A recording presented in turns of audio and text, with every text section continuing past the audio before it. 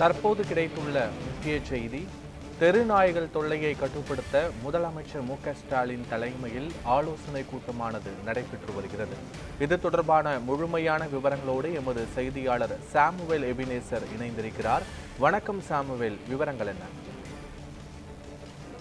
பத்மநாபன், இன்று சென்னை தலைமை செயலகத்தில் வெறிநாய் தொல்லை தொடர்பாக இன்று தமிழ்நாடு முதலமைச்சர் மு.க.ஸ்டாலின் தலைமையில் இன்று அதிகாரிகளுடன் மற்றும் துறை சார்ந்த அமைச்சர்களுடன் ஆலோசனை கூட்டமானது நடைபெற்று வருகிறது. குறிப்பாக சென்னை தலைமை செயலகத்தில் நகராட்சி நிர்வாகத்துறை அமைச்சர் மற்றும் மக்கள் நல்வாழ்வுத்துறை அமைச்சர், அதே போல மாநகராட்சி அதிகாரிகள் மற்றும் அரசின் முக்கிய அதிகாரிகளுடன் இந்த ஆலோசனை கூட்டமானது நடைபெற்று வருகிறது. சென்னை மட்டுமின்றி தமிழகம் முழுவதும் தெருநாய்க்கள் தொல்லையானது மீண்டும் அதிகரித்து வருவதால் பல தெருக்களில் அதாவது அங்கேயும் இங்கேயும் நாய்க்கள் சுற்றி திரிவதால் மக்கள் அச்சத்தில் உள்ளதாகவும், அதே போல இரவு நேரங்களில் வாகனங்கள் செல்லக்கூடியவர்களை தெருநாய்க்கள் விரட்டி சென்று அவர்களை கடிக்கக்கூடிய சூழலும் ஏற்படுவதால் இதனால் விபத்துகளும் அதிக அளவில் தமிழகத்தில் ஏற்பட்டு வருவதாக இன்றைய தினம் இந்த ஆலோசனை கூட்டமானது நடைபெற்று வருகிறது. குறிப்பாக அதாவது தெருநாய்க்கள் கடித்தவர்களுக்கு இந்த ராபிஸ்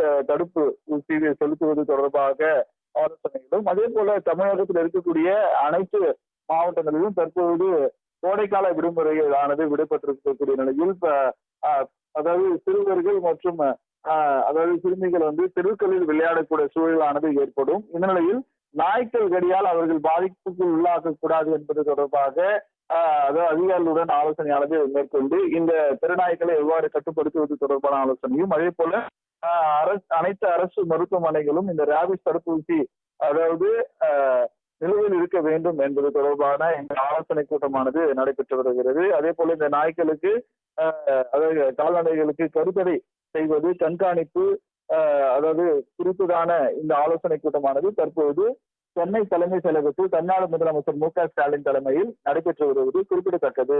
பத்மநாபன், நன்றி சாமுவேல் எபினேசர்.